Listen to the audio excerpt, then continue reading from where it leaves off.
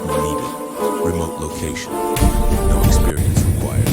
Cash weekly. A phone number and faded email. The woman who answered spoke like she'd been waiting for my call. No interview, just directions and a start date. She told me her name was Mrs. Kovac and that I'd be working at Hillcrest Memorial Gardens, 42 miles north of the county line. She said the pay was $800 a year in cash, and that the previous watchman had moved on to other opportunities. Her voice carried the particular flatness of someone who'd repeated the same lies so many times they'd stopped feeling like lies at all. I needed the money. That was the whole truth of it. I'd burned through every other option, retail, warehouse work, ride sharing, each job had ended the same way. Late too many times, called in sick too often, couldn't keep my head straight enough to remember which lies I'd already told. His wife had stopped returning my calls about our daughter's birthday next month. The $800 would cover rent, utilities, and maybe a decent present. Something that proved I was trying. The drive north took 90 minutes through pine forest that thickened until the highway narrowed to 2 lanes, then 1. The cemetery appeared where Mrs. Kovac said it would, marked by a weathered stone arch and a gravel drive that curved into darkness beneath overhanging branches. The property occupied maybe 30 acres. Rolling hills sectioned by iron fencing and stone walls. The weight of that these looked bills older never than lifts. The county itself. Each one a reminder of Graves promises I stretched in can't uneven keep. rows, some marked by elaborate monuments, others by simple field stones that time had tilted and worn smooth. The gatehouse sat just inside the entrance, a single-story brick structure with barred windows and a green metal door. Mrs. Kovac was waiting in a gray sedan parked on the shoulder. She was younger than her voice suggested, maybe 50, with steel-colored hair pulled back tight. She handed me a ring with 12 keys, each labeled with faded masking tape, and a clipboard with 3 stapled pages. "You'll patrol twice per shift," she said. "Once at 10 p.m., once at 3 a.m. The rest of the time you stay in the gatehouse. The radios are on channel 6 only. There's a logbook on the desk. Write down everything you do and when you do it. Use exact times." I nodded, flipping through the pages. The first sheet was a basic orientation, gate codes, emergency contacts, locations of water shutoffs, and electrical panels. The second page was titled Operating Procedures in careful block letters. "Read that page tonight," Mrs. Kovac said. "Read it twice. Those rules aren't suggestions." The third page was blank except for a single line at the top. "Amendments to be completed as necessary." Amendments to what? "You'll know if you need them." She started the engine. "First week is probationary. If you make it through, we'll discuss permanent placement." She left before I could ask what making it through meant. The gatehouse interior smelled like decades of cigarette smoke and industrial cleaner. A metal desk took up most of the space, flanked by filing cabinets and a wall-mounted radio base station. A cot with a thin mattress sat in the corner beside a hot plate and a small refrigerator that hummed irregularly. The barred windows looked out toward the cemetery on one side and the entrance road on the other. I found the logbook in the desk's center drawer, a ledger with entries dating back 18 months. The handwriting changed every few pages. Some entries were meticulous, noting every patrol route and radio check. Others were sparse, sometimes just dates with no incidents scrawled across them. The most recent entry was from 6 days ago, written in shaking letters. "Stayed inside all night, following procedures and need to leave." I set the clipboard on the desk and read the operating procedures page under the fluorescent light. Hillcrest Memorial Gardens Watchman Protocols. The list was numbered 1 through 14, written in the same careful block letters as the page heading. 1. The main gate must be locked by 9:30 p.m. Check all 3 latches, count them aloud. 2. Between 10 p.m. and 10:15 p.m., conduct your first patrol. Use the paved roads only. Do not walk between grave rows after dark. 3. If you encounter anyone during patrol, verify they are leaving through the main gate. Do not speak to them beyond basic directions. If they claim to be visiting a specific grave, inform them that visiting hours ended at dusk and continue your patrol. 4. At exactly 2:14 a.m., cover the north-facing window with the black curtain stored in the desk's bottom drawer. Remove the curtain at exactly 2:22 a.m. Do not look through this window between these times. 5. Between 3 a.m. and 3:30 a.m., conduct your second patrol. Follow the same route as your first patrol. If you see your own footprints from the earlier patrol in an area you did not walk, return to the gatehouse immediately and radio Mrs. Kovac on Channel 6. 6. You will hear footsteps circling the gatehouse during your shift. This is normal. Do not open the door to investigate. Do not attempt to see who is walking. 7. If someone knocks on the door, you may answer. If they knock a second time without speaking, do not answer. Return to the desk and continue your regular duties. 8. The maintenance shed is located 60 yards past the southern property line marked by 3 red posts. You are not required to enter this shed. If the shed door is open during your patrol, close it from the outside and continue. Do not look inside. 9. Radio checks with Mrs. Kovac occur at midnight and 4 a.m. Use only Channel 6. If she uses your first name during a radio check, respond with acknowledged. If she uses your full name, do not respond. Switch the radio off and conduct a full interior inspection of the gatehouse, checking that all windows and the door are secured. 10. The chapel is located at the property's center, 200 yards from the main gate. The chapel doors should be closed and locked. If you see light coming from the chapel windows during patrol, note the time in the logbook and proceed with your route. Do not approach the chapel. 11. Deer are common on the property. If you encounter a deer during patrol, observe its movement. Deer should walk forward or bound forward when startled. If a deer moves backward or sideways without turning, return to the gatehouse immediately. 12. There is a bathroom in the gatehouse. Use this bathroom only. Do not use the public restrooms located near the chapel, even during daylight hours. 13. At 6 a.m., unlock the main gate. Your shift ends at 6:30 a.m. Wait for the day groundskeeper to arrive before leaving. If he does not arrive by 7 a.m., radio Mrs. Kovac. 14. Keep this procedures list on the desk at all times. If you find additional written instructions anywhere on the property, bring them to the gatehouse and radio Mrs. Kovac before reading them. I read through the list 3 times, trying to categorize the rules into something that made sense. Some were standard security procedures: lock the gate, conduct patrols, radio checks. Others felt arbitrary, like the window curtain timing or the specific wording about full names. The deer rule struck me as the strangest. Though I'd worked enough odd jobs to know that every workplace had its peculiarities, usually born from some incident no one wanted to explain. The previous logbook entries offered no clarity.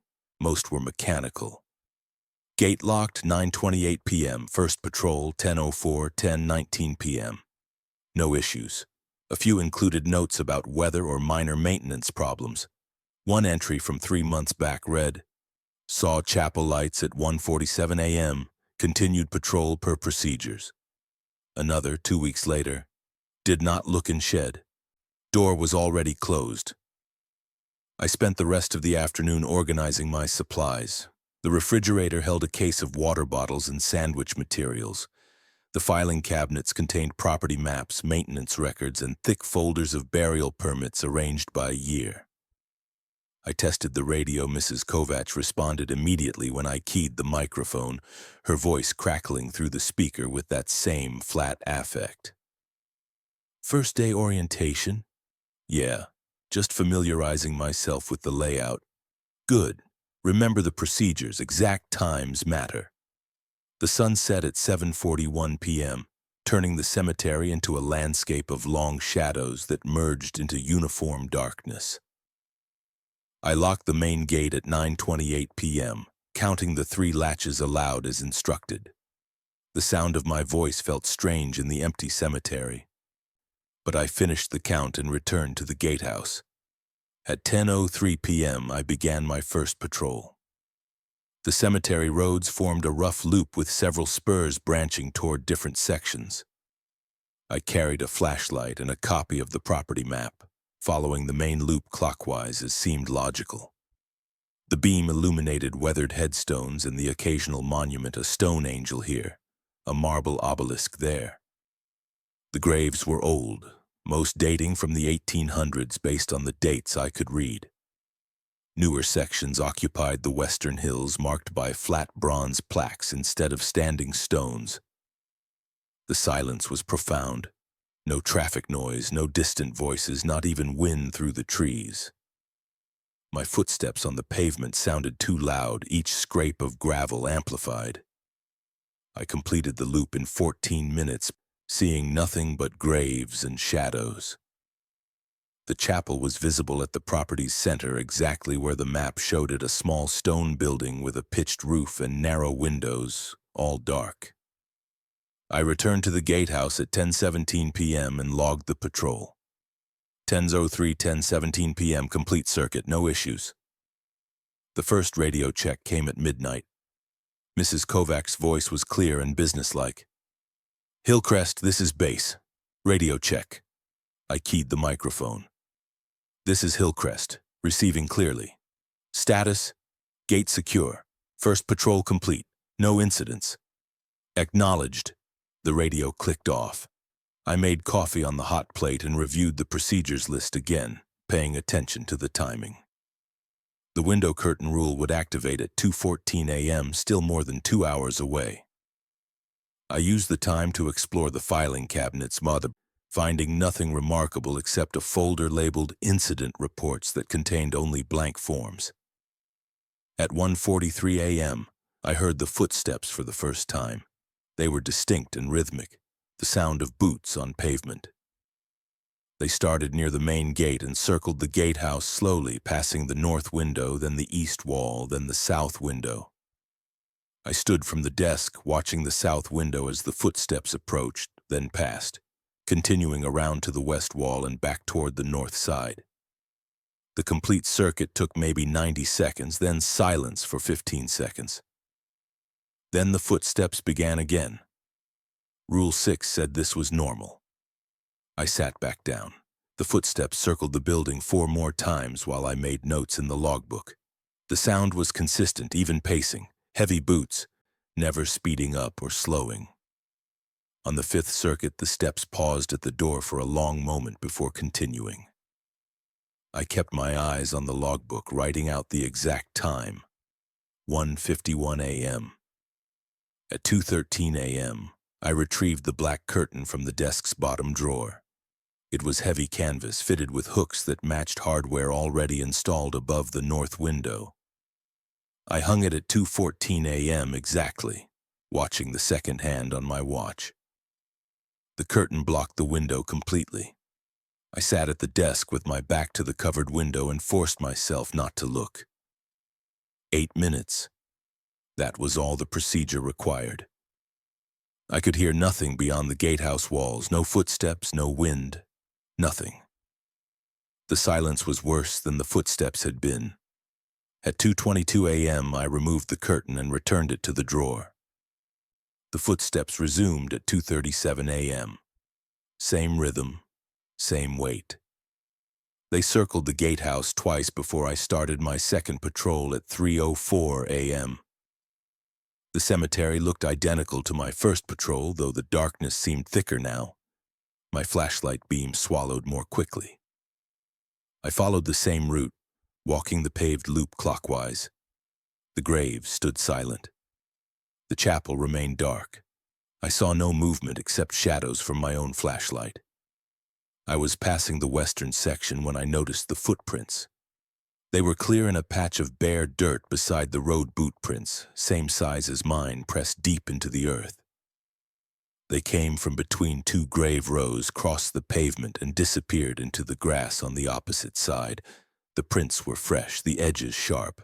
I had not walked through that dirt patch. I had stayed on the pavement during both patrols, just as the procedures instructed. Rule 5 was explicit. I returned to the gatehouse immediately and radioed Mrs. Kovac. She answered on the first call. "Hillcrest, go ahead. I found boot prints during second patrol. Western section near the Harrison Monument. I didn't make those prints." Silence for 3 seconds. "Did you see anyone?" "No." "Did you hear anything unusual?" "No." "Return to the gatehouse, complete your shift, I'll note the incident." "That's it?" "You followed procedures correctly. Stay inside until your shift ends." The radio clicked off. I logged the incident with exact times and locations, then sat at the desk until the 4 a.m. radio check. The footsteps circled the gatehouse twice more before dawn. Mrs. Kovac used only my first name during the check. I responded acknowledged, as instructed. The day groundskeeper arrived at 6:24 a.m., a man in his 60s driving a truck with the cemetery's name on the door. He waved as he passed the gatehouse, but didn't stop. I unlocked the main gate, completed my final log entry, and drove home as the sun cleared the tree line.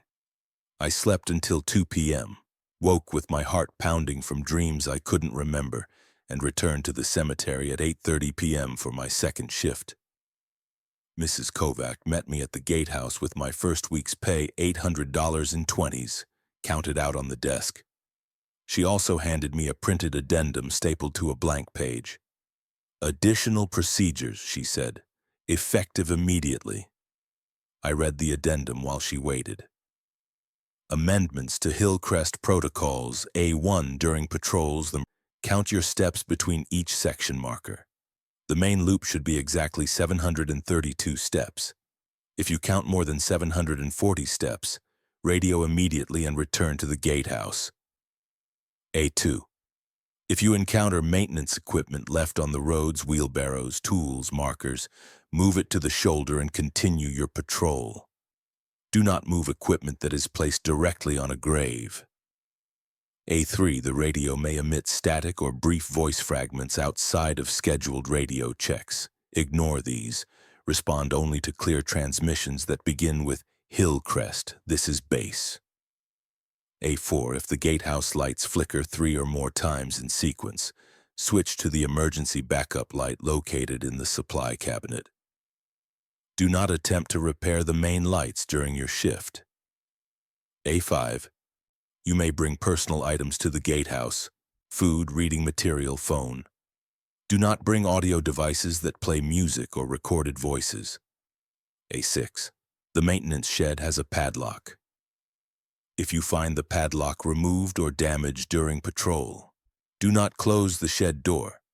Note the time and location in your logbook and complete your patrol route. Mrs. Kovac left without further explanation.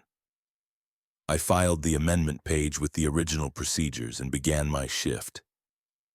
The pattern held for the next 4 nights. Gate locked at 9:30 p.m. First patrol between 10 and 10:15 p.m. Window curtain from 2:14 to 2:22 a.m. Second patrol between 3 and 3:30 a.m. Radio checks at midnight and 4 a.m. The footsteps circled the gatehouse between 2 and 5 times per night, always the same rhythm, always stopping eventually. I saw no more unexplained boot prints. The chapel lights remained off. The maintenance shed door stayed closed. I counted my steps during every patrol. The main loop varied between 729 and 733 steps, always within the acceptable range. On my 6th night, I encountered a deer during the 3 a.m. patrol. It was standing on the road near the cemetery's northern boundary, a doe, maybe 80 pounds. My flashlight caught its eyes, reflecting green. The deer looked at me for a long moment, then walked forward into the tree line, moving naturally. I noted the sighting in my logbook and continued my patrol. On my seventh night, I encountered another deer in almost the same location. This one was larger, a buck with a small rack. It stood facing me on the road, the same green eye shine in my flashlight beam. I stopped walking, waiting for it to move. The deer took 3 steps backward, its legs moving in reverse, its body sliding away from me without turning. It backed into the darkness between 2 grave sections and disappeared. Rule 11 was explicit. I returned to the gatehouse and logged the incident. 3:17 a.m. northern boundary, deer moving backward, returned per procedures. I didn't radio Mrs. Kovacs. The procedure only required immediate return to the gatehouse, not a radio call. The rest of my shift passed without incident. She didn't mention the deer during our 4 a.m. radio check. The day groundskeeper arrived on time at 6:24 a.m., same as every morning.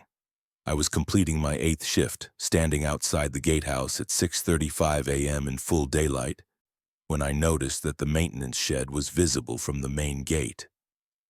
According to the property map, the shed was 60 yards past the southern property line, but I could see it clearly from where I stood, a small wooden structure with faded red paint, maybe 40 yards away, well within the property boundaries. I walked toward it slowly, measuring the distance. 42 yards from the gatehouse, the 3 red posts that supposedly marked the southern boundary were nowhere visible. The shed door was closed. A padlock hung from the hasp, secured. I returned to the gatehouse and checked the map again. The map showed the shed outside the property line, beyond markers labeled southern boundary red posts. But the shed was clearly inside the fence, and I'd seen no red posts during any patrol. I didn't mention this to Mrs. Kovacs. The procedures said I wasn't required to enter the shed, and I'd followed that rule. The shed door had always been closed during my patrols. Whatever discrepancy existed between the map and reality didn't affect my duties. But I thought about it during my drive home. I thought about the boot prints I'd found but never made. I thought about the deer walking backward into darkness. I thought about the window curtain and the 8 minutes I spent each night not looking north, and the footsteps that circled the gatehouse with mechanical precision. I thought about $800 a week, paid cash, no taxes. I returned for my 2nd week. Mrs. Kovacs met me at the start of my 9th shift with another amendment page, this one containing only 3 additions.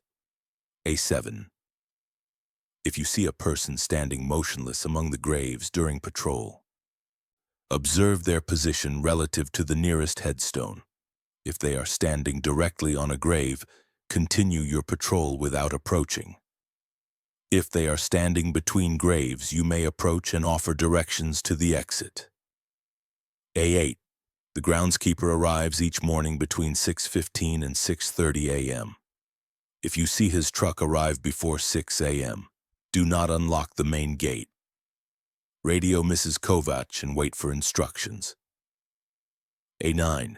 Your personal vehicle should be parked in the gravel area outside the main gate. Do not drive your vehicle onto cemetery property. These are based on observations from previous watchmen, Mrs. Kovacs said. You're doing fine. Keep following the procedures exactly. She left before I could ask what had happened to the previous watchman. The pattern continued. Lock gate, first patrol, window curtain, second patrol, radio checks, footsteps, unlock gate, day groundskeeper. The nights blended together, distinguished only by small variations, different weather, different positions of the moon, the occasional car passing on the distant highway. I fell into the rhythm of the work, the procedures becoming automatic. On my 11th night, someone knocked on the gatehouse door. It was 1:37 a.m. between patrols. I was at the desk reviewing the logbook when 3 deliberate knocks echoed through the small building. I stood and approached the door, hand on the knob. "Cemetery's closed," I called through the door. "Visiting hours are sunrise to dusk." No response. I waited, listening. After 15 seconds, I heard footsteps moving away from the door, fading quickly. Rule 7 said I could answer a first knock. I'd answered by speaking through the door and whoever it was had left. I returned to the desk and logged the incident. 30 minutes later, at 2:07 a.m., there were 2 knocks. I was standing at the desk about to hang the window curtain for the 2:14 procedure. The knocks were identical to before 3 measured strikes, but I counted only 2 this time. No, that was wrong. There were 2 separate knocks, each a single strike. Knock, pause, knock. Rule 7 was explicit. If they knock a second time without speaking, do not answer. I hung the curtain at 2:14 a.m., sat at the desk with my back to the covered window and listened to silence. At 2:22 a.m., I removed the curtain. No more knocks came. During my 3 a.m. patrol, I found a woman standing in the western section. She was middle-aged, wearing a dark coat, standing between 2 graves about 15 yards from the road. She didn't move as I approached, didn't acknowledge my flashlight. I stopped at the road's edge. "Ma'am, cemetery's closed. I need you to exit through the main gate." She turned slowly to face me. "I'm visiting my mother. Visiting hours ended at dusk. You can return after sunrise. I only need a few minutes." Rule 7, modified by Amendment A7. She was standing between graves, not on them. I could approach and offer directions. I walked closer, keeping my flashlight pointed at the ground to avoid shining it in her eyes. "I understand, but I need you to leave now. The main gate is back that way, about 200 yards. I can walk you there."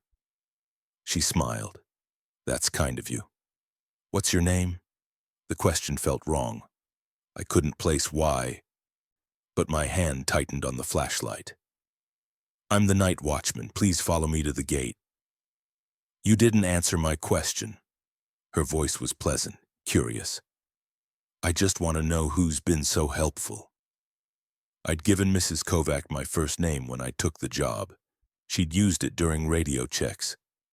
But something about this woman asking felt like a test, like answering would be breaking a rule that wasn't written down yet. "Follow me, please." I turned and walked toward the main gate. I didn't look back, but I heard her footsteps behind me, matching my pace. We walked in silence for 164 steps. When I reached the gate, I unlocked it and stepped aside. "Thank you," she said, walking through. She turned back once she was outside the fence. "You're very good at your job." I locked the gate behind her and watched her walk down the road toward the highway. She didn't have a car that I could see. I returned to the gatehouse and logged the incident. 3:24 a.m., escort to gate, 1 visitor left without incident.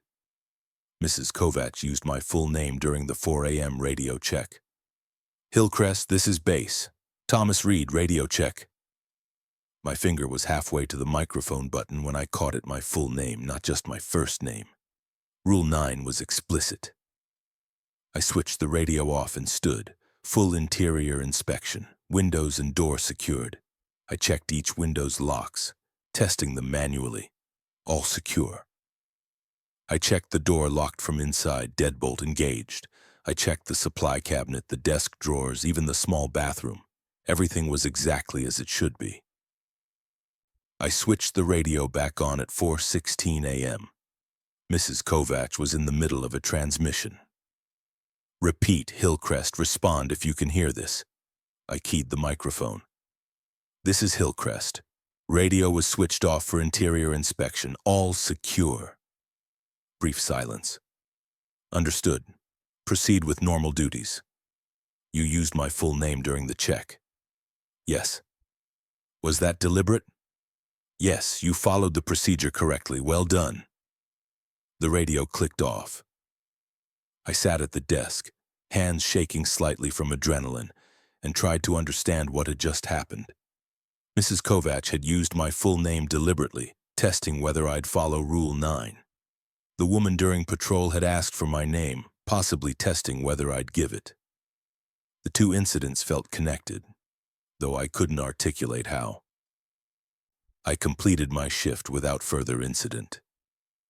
The day groundskeeper arrived at 6:23 a.m. on my 13th night. The chapel lights were on. I saw them during my first patrol at 10:09 p.m. The narrow windows glowed with warm yellow light, visible from the main road. According to Rule 10, I should note the time and continue my patrol. I did exactly that, walking past the chapel without approaching, keeping my eyes on the road ahead. The lights were still on during my 3 a.m. patrol. I noted the time again and completed my route. At 5:37 a.m., as I was preparing for the shift change, I heard an engine. Not the groundskeeper's truck. This was louder, rougher. A vehicle was approaching from inside the cemetery, coming from the direction of the chapel. Rule A8 said the groundskeeper arrived between 6:15 and 6:30 a.m. It was only 5:37. I didn't unlock the gate. A maintenance truck appeared on the road, driving slowly toward the gatehouse. It was similar to the groundskeeper's truck, but older, with rust patches on the door panels. A man was driving, wearing coveralls and a cap. He stopped at the gate and rolled down his window. "Gate stuck?" he called. I stepped outside the gatehouse but stayed on my side of the fence. Cemetery doesn't open until 6:30. I'm maintenance. Need to check the chapel electrical. I wasn't informed of any maintenance scheduled for this morning. Emergency call. Got here early to beat the heat. He smiled. You're new, right? Don't worry about it. Just open up and I'll be out of your way in 20 minutes. Rule A8 was specific. If the groundskeeper arrives before 6 a.m., don't unlock the gate. This wasn't the groundskeeper, but the principle seemed clear: no early arrivals, regardless of claimed purpose. I need to verify this with my supervisor. Can you wait a few minutes? The man's smile didn't change. Sure, no problem. Radio whoever you need to radio. I returned to the gatehouse and called Mrs. Kovac on Channel 6. She answered immediately, her voice sharp. Hillcrest, report. Someone in a maintenance truck is at the gate. Says he needs to check the chapel electrical. It's 5:41 a.m. Describe the truck. I looked through the window. Older model, white, rust on the doors, no company name visible. Describe the driver. Male, maybe 50, coveralls, baseball cap. Do not unlock the gate. Tell him to leave. If he refuses, radio me again. I walked back outside. The truck was still idling at the gate. My supervisor says there's no maintenance scheduled. You'll need to contact the office during business hours. The man's smile faded slightly. That's going to cause problems. The electrical issue is a safety concern. I have my instructions. Sorry. He sat in the truck for a long moment, engine running. Then he put the vehicle in gear and drove back into the cemetery toward the chapel. I watched until the truck disappeared around a curve. The real groundskeeper arrived at 6:26 a.m., same as always, driving his usual truck. He waved as he passed. I unlocked the gate and completed my shift. Mrs. Kovac met me at the start of my 14th shift with another amendment page. A10. If anyone claims to be cemetery staff arriving outside normal hours, verify their identity through radio before unlocking the gate. Cemetery staff will understand and cooperate with verification procedures. A11. The chapel lights operate on an automatic timer. If you see chapel lights during your shift, this is normal building maintenance. Do not approach the chapel to investigate. A12. Some graves have small solar lights or decorative items placed by families. If you see lights among the graves that are not chapel lights, these are likely such decorations. Proceed with your patrol normally. You handled last night correctly, she said. The procedures exist because previous watchmen encountered similar situations. Keep following them exactly. She left. I began my shift. The routine held for 5 more nights. Same procedures, same timing, same footsteps circling the gatehouse. I encountered 2 more deer during patrols, both moving forward naturally, both disappearing into the tree line without incident. The chapel lights appeared twice more, exactly as Rule A11 described. I logged everything with exact times. On my 20th night, the footsteps changed. They began at 1:47 a.m., same as usual, circling the gatehouse with their mechanical rhythm. But on the fourth circuit, they stopped at the door and didn't continue. I listened, waiting for the pattern to resume. After 30 seconds of silence, I heard scratching fingernails on wood, dragging across the door's surface slowly. Rule 6 said the footsteps were normal and that I shouldn't investigate. This was still part of the same phenomenon, I told myself, just a variation. I stayed at the desk and continued working on my logbook. The scratching lasted 90 seconds, then stopped. The footsteps resumed, completing their circuit. Everything returned to normal. At 2:14 a.m., I hung the window curtain as required. I sat at the desk, back to the covered window, and counted seconds. At 407 seconds, 6 minutes and 47 seconds, I heard voices outside. They were muffled, indistinct, seeming to come from beyond the north window. I couldn't make out words, but there were at least 2 distinct voices, maybe 3, speaking in conversational tones. The sound rose and fell like normal speech, punctuated by what might have been laughter. I kept my back to the window and watched my watch. 8 minutes, that was the requirement. I could wait 8 minutes. The voices stopped at 7 minutes and 23 seconds. The remaining 37 seconds passed in silence. At exactly 2:22 a.m., I removed the curtain and returned it to the drawer. During my 3 a.m. patrol, I counted 743 steps around the main loop. Rule A1 was explicit. More than 740 steps required an immediate radio call and return to the gatehouse. I stopped walking, keyed my portable radio, and called Mrs. Kovac. Hillcrest to base. Step count on main loop is 743, returning to gatehouse. Acknowledged. Return immediately. Do not investigate. I turned around and walked directly back to the gatehouse, counting steps. 219 steps. That seemed wrong. I'd walked at least 300 steps from the gatehouse before noticing the count discrepancy. But I was moving quickly now, not measuring carefully. I reached the gatehouse at 3:31 a.m. The building looked exactly as I'd left it, lights on, door closed, everything normal. I went inside and locked the door behind me. The radio crackled at 3:44 a.m. Hillcrest, this is base. Status? Inside gatehouse, door secured, no visual anomalies. Do not conduct any further patrols tonight. Remain inside until shift end. Understood. Radio check at 4 a.m. is normal. The radio clicked off. I spent the next hour at the desk reviewing the procedures and amendments, trying to understand what the extra steps meant. The cemetery's geography was fixed. The loop should always measure the same distance. Extra steps suggested the path had lengthened, or that I'd walked somewhere I shouldn't have, or that something had altered my perception of distance. Mrs. Kovac used my first name during the 4 a.m. check.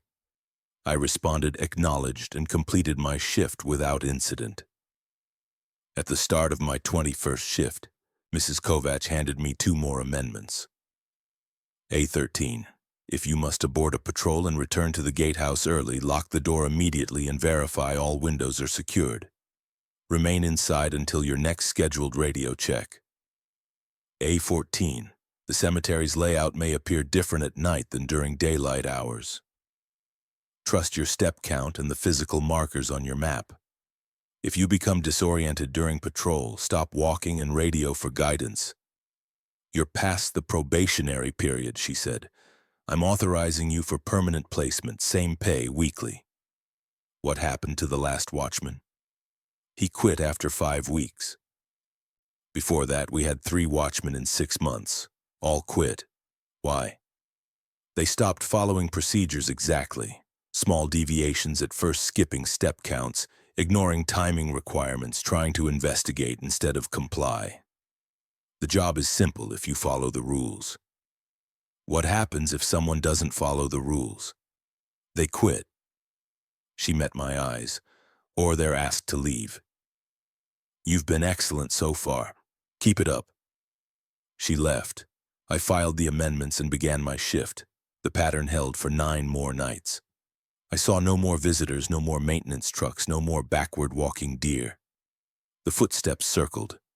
The window curtain went up and came down. The chapel lights appeared 3 times. I counted steps carefully during every patrol, never more than 734, never fewer than 729.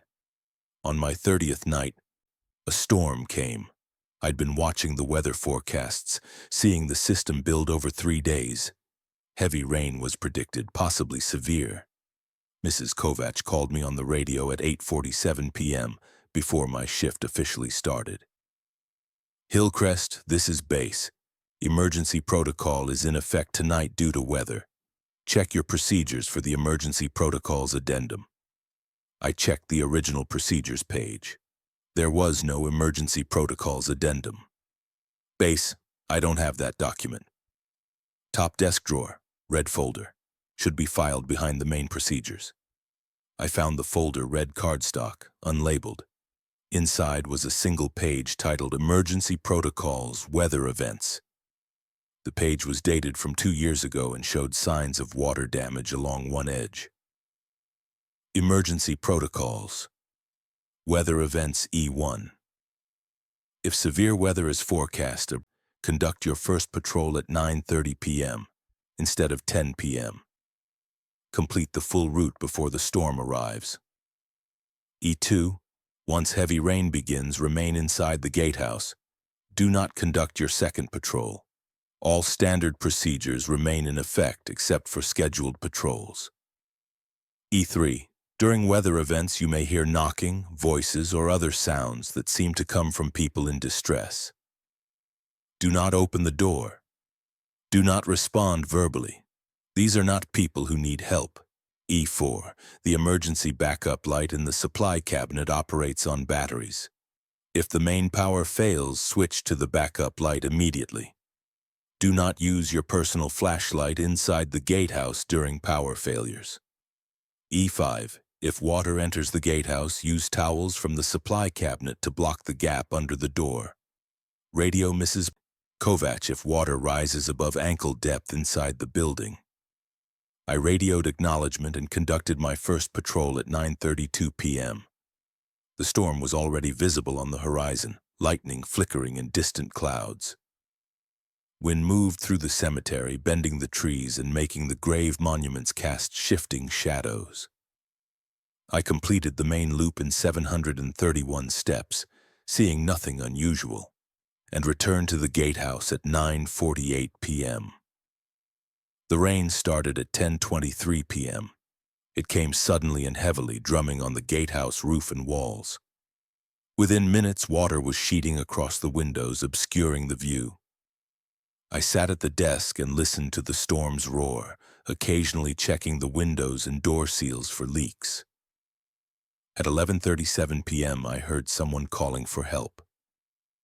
The voice came from outside, muffled by the rain but distinct.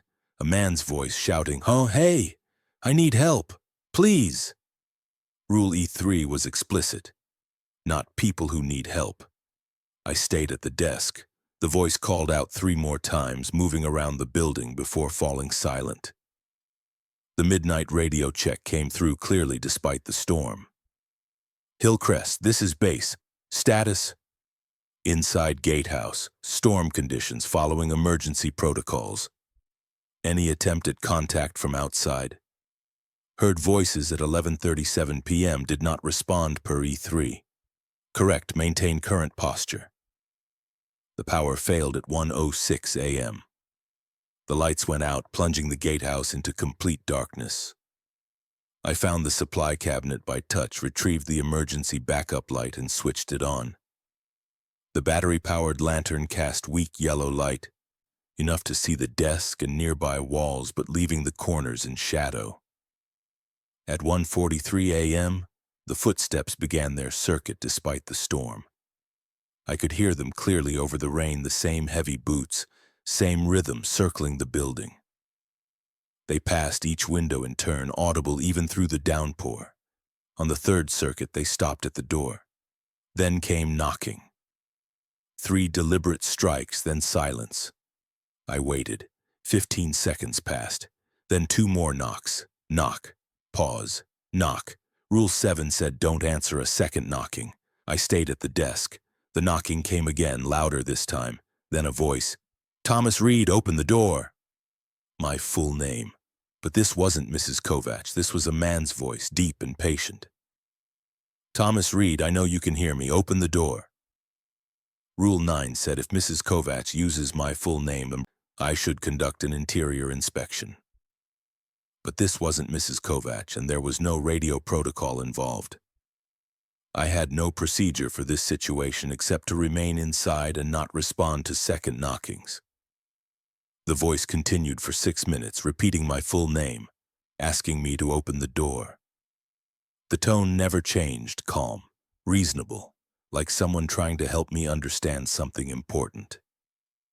Then the voice stopped. The footsteps resumed their circuit and everything returned to the familiar pattern. At 2:14 a.m., I hung the window curtain despite the darkness and storm. The backup lantern cast enough light to see my watch.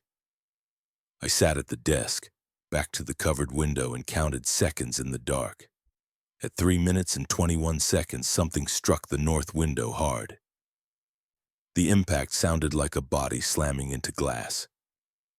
The window held the bars would prevent entry even if the glass broke, but the crash was loud enough to make me flinch. I kept my back to the window and continued counting. More impacts came at irregular intervals. Some sounded like fists pounding, others sounded like full-body strikes. The glass never broke, but each impact made the window frame rattle. I counted to 480 seconds, 8 minutes exactly, and removed the curtain at 2:22 a.m. The window glass was intact, no cracks visible. The bars were solid. Outside, the storm continued. The 4 a.m. radio check was routine. Mrs. Kovach used my first name. I responded, acknowledged. The storm broke at 4:37 a.m., the rain diminishing to drizzle and then stopping. The power returned at 5:12 a.m. I switched off the backup lantern and returned it to the supply cabinet. The gatehouse looked exactly as it always did, nothing displaced, no damage, no water inside. The day groundskeeper arrived at 6:29 a.m. I unlocked the gate and completed my shift. Mrs. Kovach called me on my personal phone that afternoon while I was sleeping. "You handled the storm well. Those conditions are rare but not unprecedented. You followed every protocol correctly." What was hitting the window? Does it matter? I thought about that. No, I guess not. Good answer. See you tonight. She hung up. I returned for my 31st shift and found another amendment page waiting on the desk. A15. After severe weather events, the first patrol following the storm may reveal changes to the cemetery, fallen branches, displaced decorations, altered ground conditions. These are normal results of weather. Do not report them unless they block roads or create safety hazards. A16. If you encounter unfamiliar documents or objects in the gatehouse that were not present before a weather event, do not read or handle them. Radio Mrs. Kovach immediately. The routine continued. Lock gate, patrols, curtain, radio checks, footsteps. I completed another 10 nights without major incident. The footsteps came every night. The chapel lights appeared occasionally. I counted steps, logged exact times, followed every procedure. On my 41st night, I found a note. It was lying on the desk when I arrived for my shift, a sheet of yellow legal paper folded once. The paper looked old, slightly brittle. I didn't touch it. I radioed Mrs. Kovach immediately. "Base, this is Hillcrest. There's a document on the desk that wasn't here before. Yellow legal paper folded. Don't read it. I'm sending someone to retrieve it." A man I'd never met arrived 30 minutes later wearing gloves. He collected the note carefully, placed it in a plastic bag, and left without speaking to me. Mrs. Kovac called on the radio after he left. You followed A16 correctly. That note was from a previous watchman. It's not relevant to current operations. What did it say? It doesn't matter. Start your shift normally. I wondered if this was the same watchman who'd written need to leave in the logbook months ago. I wondered what the note said, but wondering didn't affect my job. I locked the gate at 9:30 p.m. and began my first patrol. During the patrol, I thought about the woman who'd asked my name, the truck driver who'd tried to enter early, the voice during the storm that had used my full name. Each incident had felt like a test, like something was trying to get me to break protocols. And each time, following the rules exactly had resolved the situation. The job made sense if I didn't think too hard about why the rules existed. 800 a week for following instructions. I could do that indefinitely. On my 45th night, the shed door was open. I saw it during my 3 a.m. patrol, a black rectangle visible even in darkness. The shed was 42 yards from the main road I'd measured it weeks ago. The door hung wide, showing nothing inside except shadow. Rule 8 was specific. Close it from the outside. Do not look inside. I approached the shed carefully, staying on the path. The door was secured by a padlock when closed, but tonight the padlock was gone entirely, the hasp empty. I grabbed the door's edge without looking into the interior and pulled it shut. The door resisted slightly, as though catching on something, then closed. Without the padlock, the door wouldn't stay shut. I looked around for something to secure it and found nothing. Rule 8 didn't cover this situation. I radioed Mrs. Kovac. Base, this is Hillcrest. Maintenance shed door was open, padlock missing. Door won't secure without it. Did you close the door? Yes. Did you look inside? No. Leave it, the door won't open on its own. Continue your patrol. I walked away from the shed, resisting the urge to verify that the door stayed closed. I completed my patrol route and returned to the gatehouse. During my logbook entry, I noted the shed door and missing padlock with exact times. The day groundskeeper arrived at 6:25 a.m. As he passed the gatehouse, I stopped him. The maintenance shed padlock is missing. Door was open during my patrol. He nodded. I'll check it, thanks. He drove toward the shed. I watched him inspect it, then continue with his rounds. Before I left, he drove back past the gatehouse and waved. The shed door was closed and a new padlock secured it. Mrs. Kovac met me at the start of my 46th shift with an amendment. A17. If the maintenance shed padlock is missing or damaged, close the door and radio base. The groundskeeper will secure it during his shift. Do not attempt to replace or repair the padlock yourself. Someone tried to access the shed during your patrol last night, she said. You handled it correctly. Who? We don't know. That's why the procedures exist, to contain situations we can't predict. She handed me my weekly pay. You're doing well. Keep following the rules exactly. I completed another 15 nights without major incident. The work became routine, almost meditative. Lock gate, patrols, curtain, radio checks. I learned to ignore the footsteps completely, to hang and remove the curtain without thinking about what I wasn't seeing, to count steps automatically while observing the cemetery for the specific anomalies the procedures warned against. On my 61st night, I met the previous watchman. It was 2:47 a.m. between patrols. I was sitting at the desk when I heard footsteps approaching the gatehouse from inside the cemetery. Not the circling footsteps, these were irregular, stumbling. I watched through the south window as a figure emerged from the darkness. It was a man, maybe 30 years old, wearing a security uniform similar to mine. He was walking slowly, looking around as though disoriented. He reached the gatehouse door and knocked once. Cemetery's closed, I called through the door. Visiting hours are sunrise to dusk. I used to work here, the man said. His voice was hoarse. I wanted to see if the place was still the same. When did you work here? 6 months ago, I was the night watchman. I left some things in the gatehouse when I quit. Can I come in and get them? This didn't match any procedure I had. The man claimed to be former staff, but he was arriving during closed hours, looking disheveled, asking to enter. I radioed Mrs. Kovac. Base, this is Hillcrest on. Someone at the gate claims to be former night watchman, requesting entry to retrieve personal items. Her response came immediately. Describe him. Male 30s, security uniform on foot. Where is he standing? I looked through the window. Outside the door, main gatehouse entrance. Do not let him in. Tell him to contact the office during business hours. If he refuses to leave, radio again. I walked to the door. My supervisor says you need to contact the office during business hours. I can't let you in right now. The man looked at me through the small window in the door. His eyes were wrong, too wide, too fixed. I just need a minute. I know where my things are. I won't touch anything else. Sorry, you'll need to come back tomorrow. Please, his voice cracked. I need to get my notes.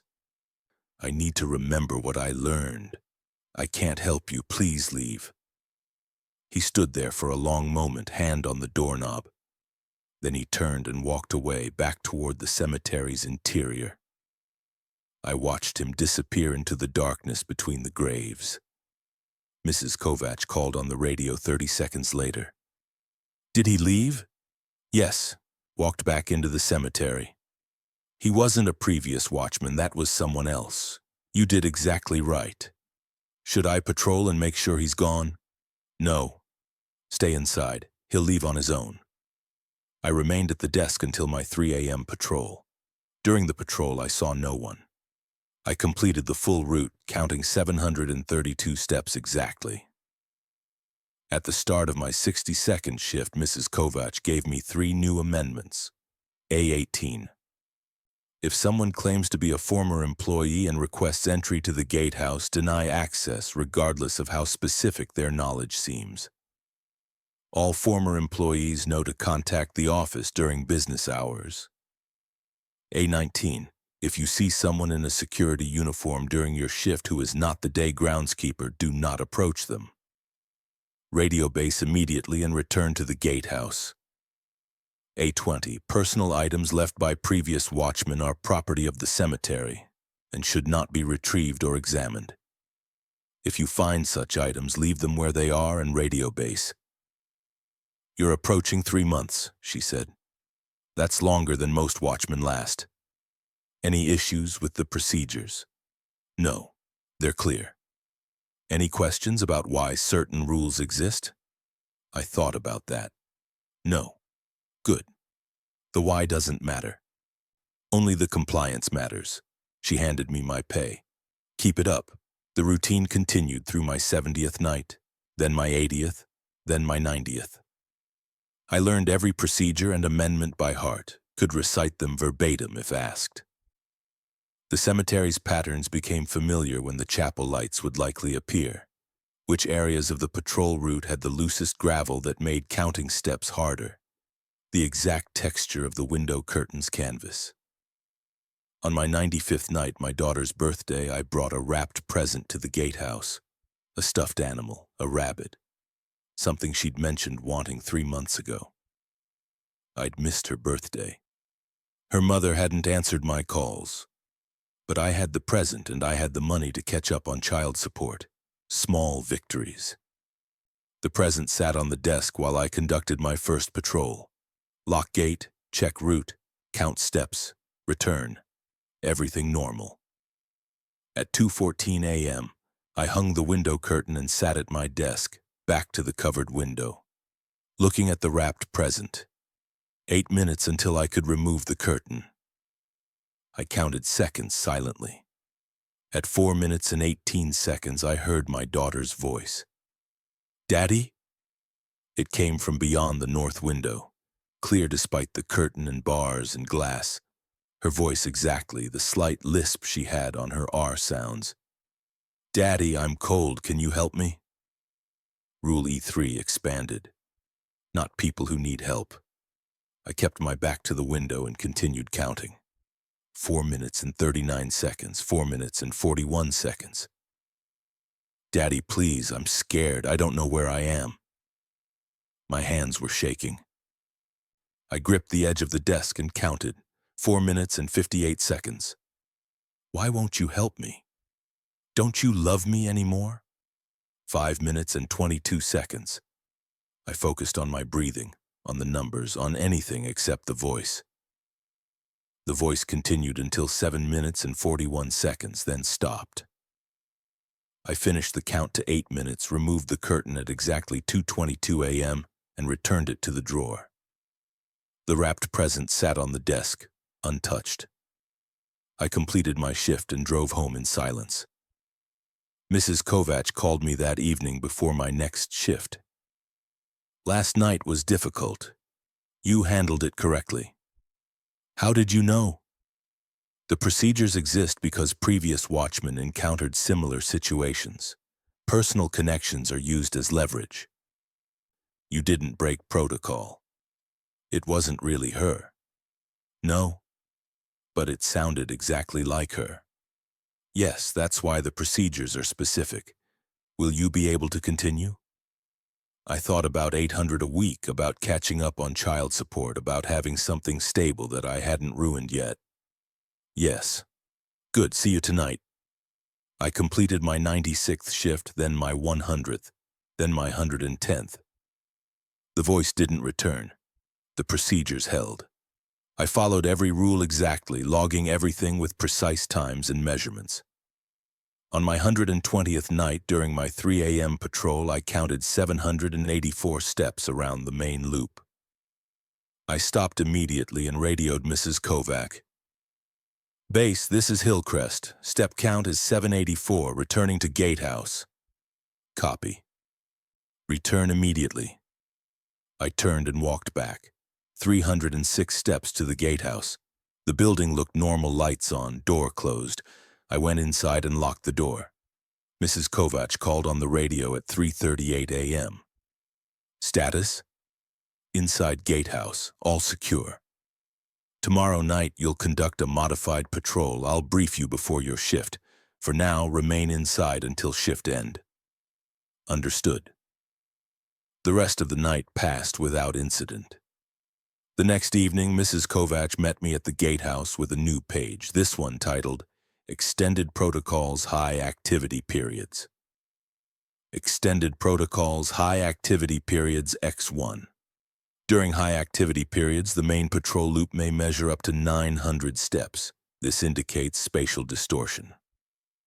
Continue your patrol but maintain constant awareness of your position relative to the gatehouse. X2. If you become disoriented during patrol and cannot locate the gatehouse, stop walking. Radio for guidance. Mrs. Kovac will provide verbal directions back to your position. X3. During high activity periods, you may see multiple anomalies during a single patrol backward movement, unexpected lights, people standing on graves. Document each but do not linger. Complete your route efficiently. X4. High activity periods typically last 3 to 7 days. All standard procedures remain in effect. Additional vigilance is required, but panic is counterproductive. X5. After a high activity period ends, you may experience fatigue, disorientation, or difficulty sleeping. This is normal. These symptoms will resolve within 48 hours. Why now? I asked. What changed?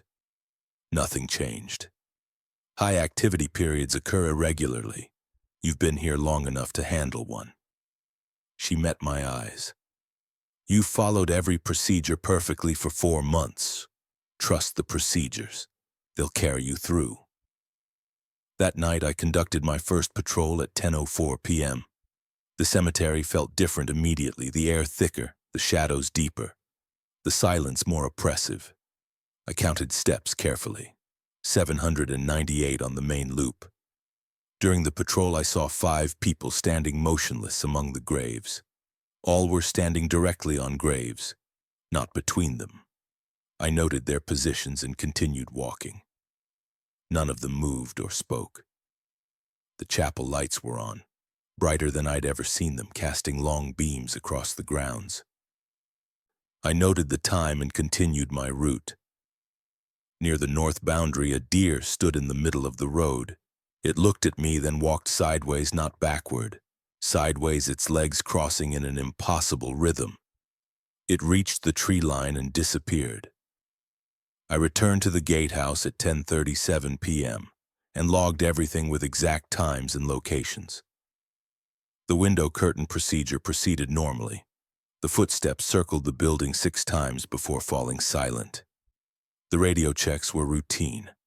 My 3 a.m. patrol measured 841 steps.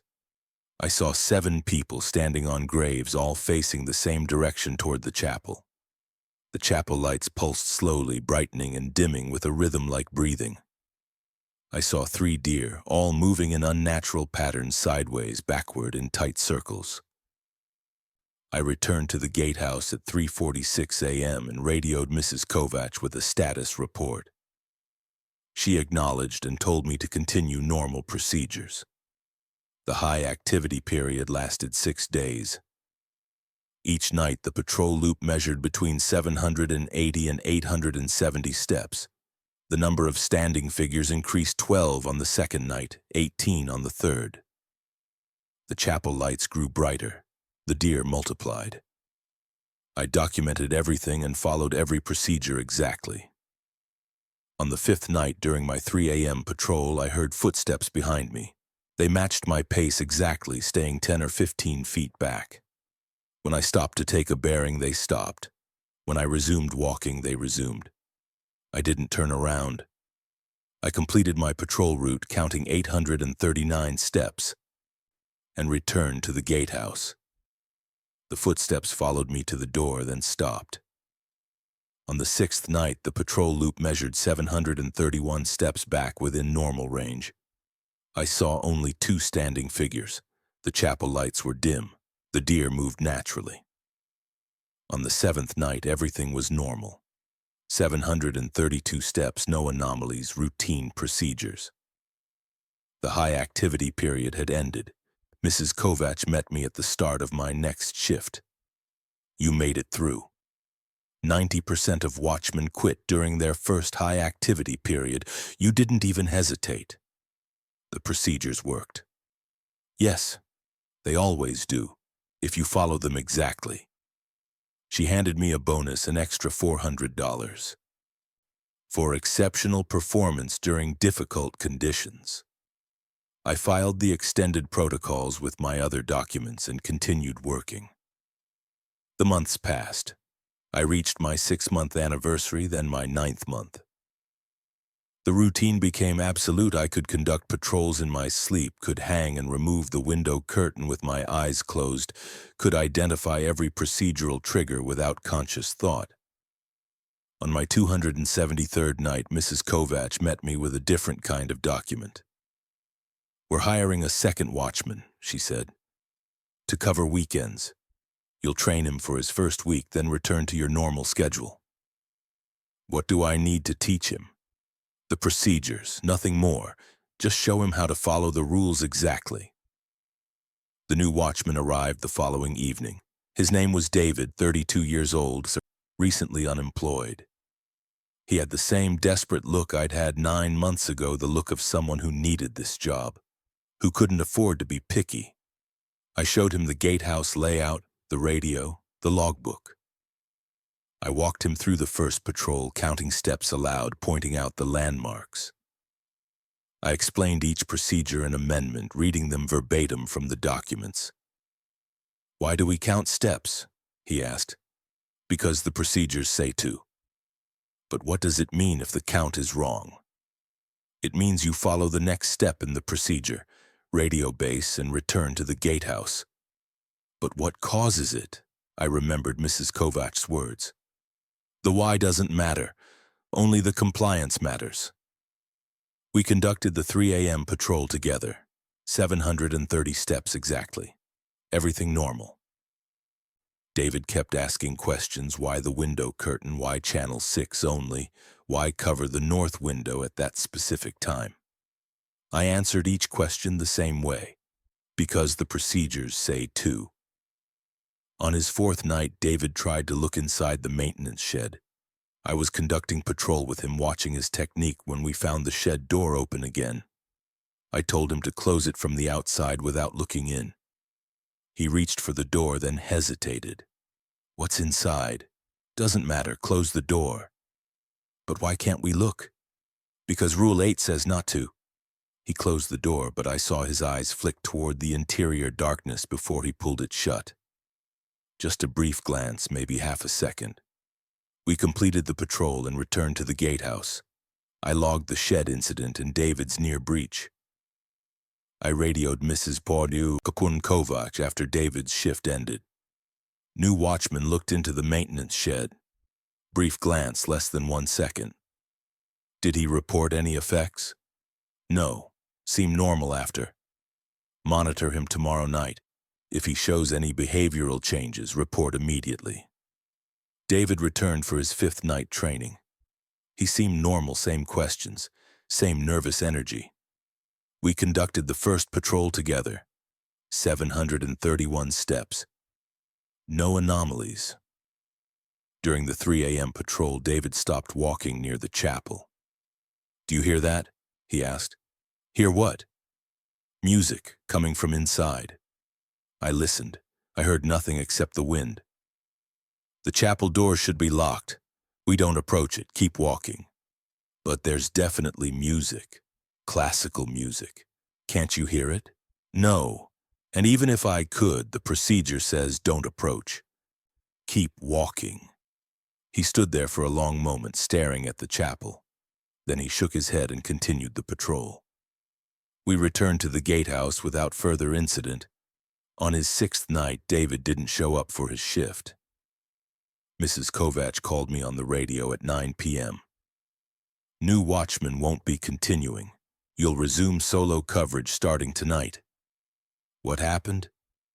He called this afternoon and quit. Said the job wasn't a good fit.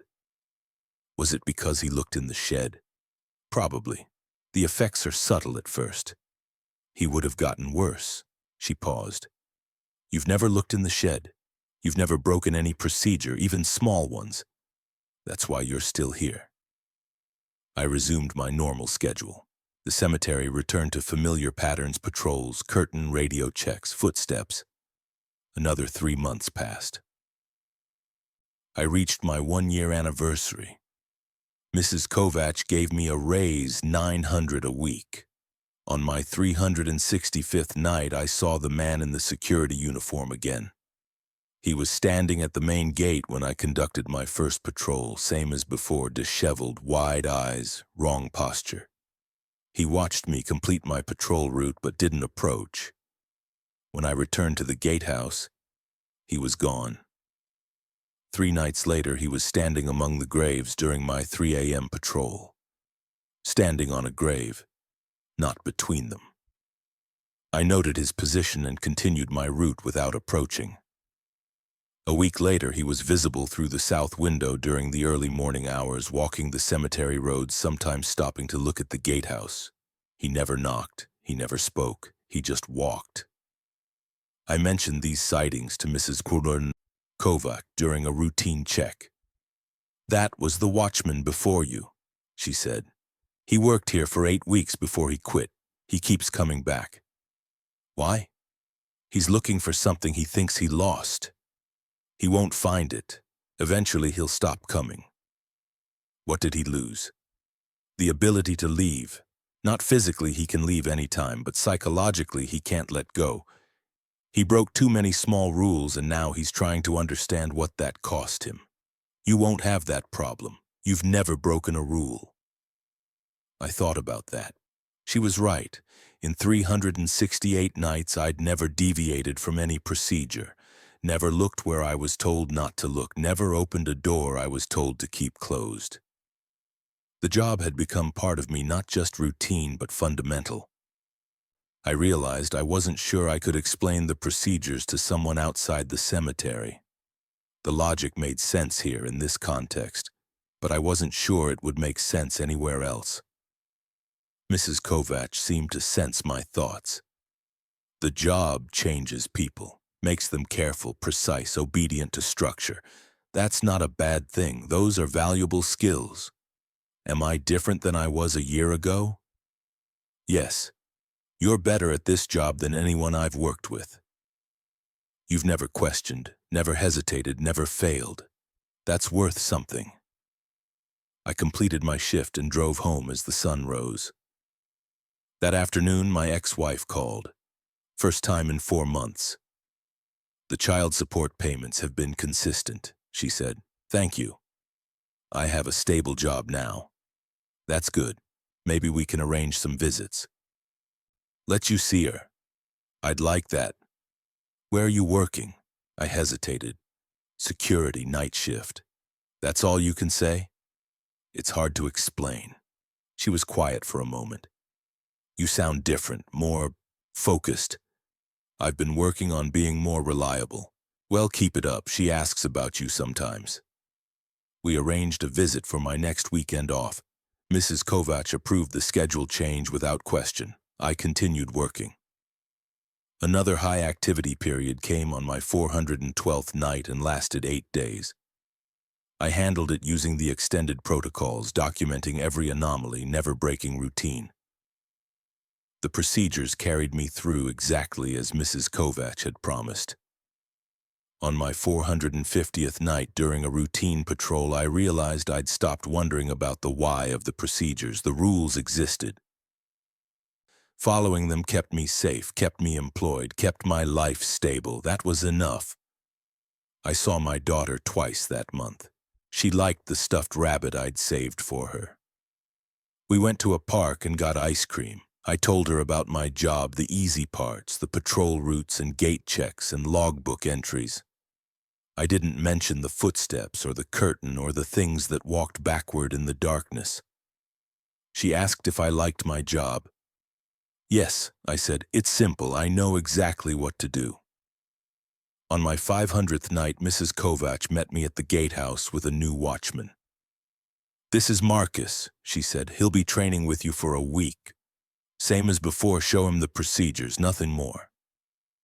Marcus was younger than David had been, maybe 25, with that same desperate need in his eyes. I showed him the gatehouse, the radio, the logbook. I walked him through the procedures, reading each rule verbatim, explaining nothing beyond what the document stated. He asked fewer questions than David had. He seemed to understand instinctively that the why didn't matter. On his third night, during the 3 a.m. patrol, we counted 817 steps. Marcus noticed immediately. That's over the limit, he said. Yes. What do we do? Radio base and return to the gatehouse. Correct. We followed the procedure exactly. Mrs. Kovac acknowledged our radio call and told us to remain inside. Marcus showed no fear, no hesitation. He simply complied. On his 7th night, I let him conduct both patrols solo while I monitored from the gatehouse. He completed both routes correctly, counted accurately, responded properly to one instance of chapel lights. He logged everything with exact times. After his shift ended, Mrs. Kovac called me. Assessment of the new watchman? He'll be fine. He follows instructions exactly, doesn't overthink. Good. He'll take permanent weekend coverage starting next week. You'll both continue independently. Marcus started his regular schedule. I returned to my normal routine. The cemetery had 2 reliable watchmen now, both following identical procedures, both maintaining the patterns that kept the place contained. I stopped seeing the man in the security uniform after a few more weeks. Either he'd finally left or I'd stopped noticing him. The distinction didn't seem important. The seasons changed. Summer heat gave way to autumn cold. I bought a space heater for the gatehouse. The cemetery's rhythms adjusted. Slightly earlier sunsets meant locking the gate earlier. Later sunrises meant longer nights. But the procedures remained constant. On my 600th night, I realized I couldn't remember what I'd wanted before I took this job. The desperation that had driven me to the unemployment office, The fear of eviction and failure, those feelings were distant, abstract. I had $800 a week now. 900, actually. I had a daughter who asked when I'd visit next. I had a job I could do perfectly. Mrs. Kovac met me at the start of my 600th night with a question. Do you want to train the next watchman? Another one? We're expanding to 3, full coverage. You'd train new hires, provide quality control, serve as senior watchman. Same procedures? Exactly the same. You just ensure others follow them correctly. What's the pay? $1,100 a week. I thought for maybe 3 seconds. Yes. She smiled the first time I'd ever seen her smile. You've become exactly what we need. Someone who understands that compliance is its own reward. The new watchman arrived the following week. I trained him the way I'd been trained, procedures only. No explanations, no philosophy. He lasted 2 weeks before quitting. The next one lasted 4 weeks. The third one made it to permanent placement. I've been senior watchman for 7 months now. I work 5 nights a week training and supervising the other 2 watchmen. I know every procedure, every amendment, every protocol. I've seen 3 high-activity periods, handled 2 equipment failures, managed dozens of anomalies. I've never broken a single rule. Tonight is my 800th night. I'm sitting at the gatehouse desk writing this account because Mrs. Kovac asked me to. She wants documentation from the perspective of a successful long-term watchman. She says it might help future hires understand what's required. I'm not sure this will help anyone. The procedures speak for themselves.